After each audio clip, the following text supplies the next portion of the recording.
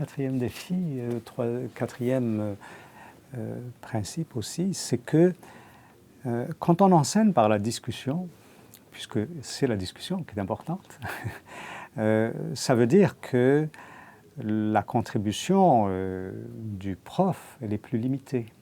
Alors, mais nous, quand on va en classe, la légitimité de notre présence en classe, c'est le contenu. C'est-à-dire, c'est pas la discussion en classe, c'est le contenu, c'est-à-dire ce qu'on apporte. Et d'ailleurs, si on disait aux étudiants, moi je suis là simplement pour gérer la discussion, ils vont nous regarder en disant, ah, ben écoute, là, tu n'apportes pas une grande contribution, là. donc le contenu est très important. À mon avis, un enseignant par la discussion, par la méthode des cas, est quelqu'un qui doit maîtriser le contenu aussi bien que pour un cours magistral de première qualité. C'est-à-dire qu'il ne faut pas qu'il y ait de failles importantes dans la compréhension du contenu par l'enseignant. Et s'il n'est pas capable de ça, l'enseignant va avoir beaucoup de difficultés dans l'enseignement par la discussion. Parce que pour aller vers les finesses de la discussion, il faut que tu maîtrises ton contenu de manière très, très précise. Alors bon, donc ça pour moi, c'est un principe, une chose garantie. Mais en classe, tu apportes très peu de contenu, parce que les étudiants, ton contenu, souvent, ils l'ont lu avant d'arriver en classe, donc tu arrives pour débattre du contenu. Donc ça veut dire comment la discussion se produit est un élément essentiel. Donc le processus devient très important. Et alors l'enseignant devient un maître dans la gestion du processus, c'est-à-dire une capacité à gérer ce qui se passe à l'intérieur de la classe, qui est, pour les grands enseignants, qui est tout à fait exceptionnel. C'est-à-dire que les grands enseignants sont capables de tirer d'un groupe d'étudiants des découvertes que l'on ne ferait pas autrement. Tout apprentissage, c'est ça l'idée, c'est de l'auto-apprentissage. C'est-à-dire c'est les gens qui apprennent. Et donc, quand tu gères le processus, c'est ça que tu gères. Tu gères la volonté des étudiants d'apprendre. Tu les stimules à l'intérieur de ton processus de discussion. Et donc, ça veut dire que tu prêtes au processus une grande attention. Alors bon, comment tu fais ça? Bon, il n'y a pas de miracle. C'est-à-dire que habituellement, quand on se prépare pour un cours, on se prépare pour le contenu. Bon, là, il faut se préparer aussi pour le processus. Alors donc, qu'est-ce que ça veut dire, se préparer pour le processus? C'est là où tout ce qu'on a dit auparavant intervient. C'est-à-dire, tu connais tes étudiants. Donc, tu sais quelles sont leurs sensibilités. Donc, tu vas te poser la question, est-ce que cet étudiant va m'aider ou va aider la classe à cette occasion ou pas? Donc, ça veut dire que tu reviennes aux informations que tu as sur les étudiants pour voir leur pertinence à l'intérieur de la classe. Tu vas aussi, et c'est très important, tu vas te rappeler de qu'est-ce qui s'est produit auparavant. C'est-à-dire, ce groupe-là, voilà comment il s'est comporté pendant les séances précédentes, voilà les questions qui nous ont posé problème. Est-ce que c'est l'occasion de revenir à ces questions-là? Donc, en quelque sorte, l'enseignant est constamment en train de se poser la question, qu'est-ce qui va se produire dans cette classe? Comment est-ce que je vais gérer ça? Alors bon, bien sûr, plus tu fais ça, plus tu apprends des choses. Par exemple, moi je sais, et je dis ça à mes jeunes collègues aussi, hein, je sais que le processus d'apprentissage n'est pas plat. Tu n'apprends pas tout, chaque fois que tu vas en classe, tu vas apprendre quelque chose. Non, il y a des hauts et des bas. Parfois, tu n'apprends rien. Enfin, ou du moins, tu as l'impression que tu n'apprends rien.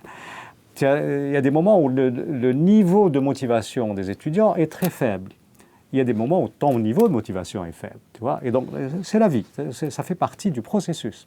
Et moi, j'ai appris que, quoi que tu fasses, quand tu commences toujours très fort. Et quoi que tu fasses, la capacité d'apprendre diminue.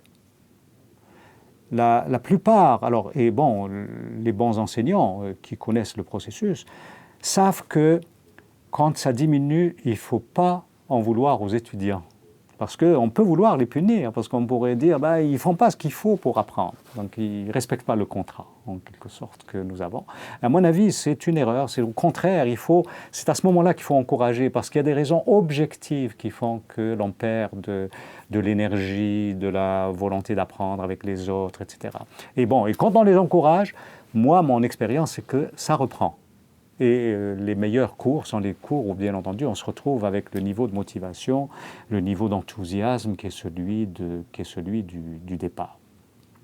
La gestion du processus, on pourrait passer une journée à en parler. C'est-à-dire que l'enseignant est toujours attentif à comment réconcilier les points de vue, comment les attacher, à amener les étudiants à se parler, parfois éviter de donner des réponses, parfois donner une opinion. Donc il y a là-dedans, une gestion, je disais tout à l'heure, de la spontanéité, une gestion de la spontanéité qui vraiment demande un savoir-faire important. Alors, et donc, au départ, le savoir-faire se nourrit à la préparation. Par la suite, ça devient des réflexes. On est meilleur, en quelque sorte, à gérer le processus avec le temps. Ce qui est sûr, c'est que dans tous les cas, il ne faut pas agresser les étudiants. Dans tous les cas. Et je dis bien tous, parce qu'il y a des situations où les étudiants, on a envie de les punir. Mais à mon avis, dans tous les cas, il ne faut pas les punir. Et je vais prendre un exemple qui est intéressant. Je me rappelle un jour, je suis rentré en classe, d'enseignement, on étudiait un cas. Puis je pose ma première question à un étudiant, puis je regarde un étudiant, tu veux répondre?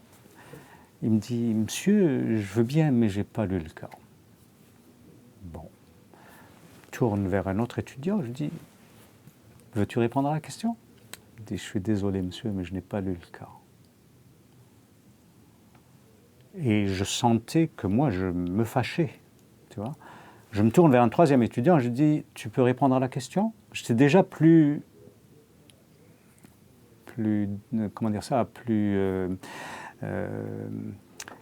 moins serein dans mon questionnement. Il me dit, je suis désolé, monsieur, je n'ai pas lu le cas. Et puis je me sentais me parler à moi-même en me disant, Taïeb, c'est pas toi là. Calme-toi, c'est pas toi. Alors je me suis calmé, puis je me suis dit, qui est-ce qui a lu le cas?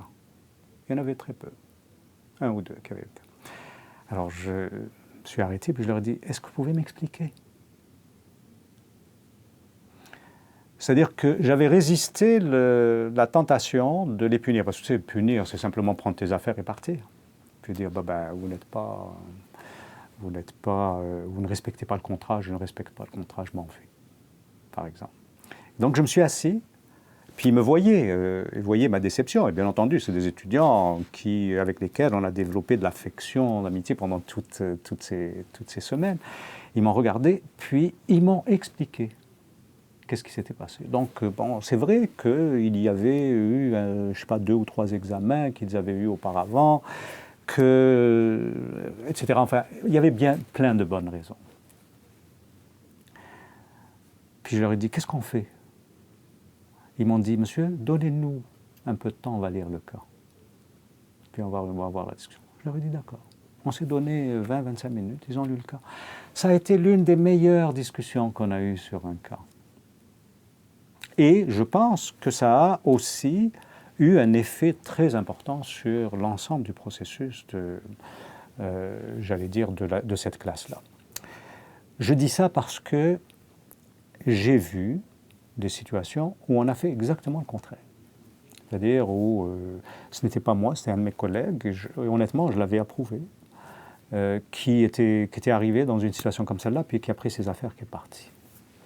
Ça a été très difficile de reconstruire les rapports avec les étudiants par la suite. Parce que, les étudiants s'en voulaient, mais ils en voulaient aussi aux profs. Parce que, c'est ça la gestion, si tu veux, du processus, c'est la gestion de soi-même et la compréhension de qu'est-ce qui peut se produire, si tu veux, pour tes étudiants dans ce grand exercice d'apprentissage.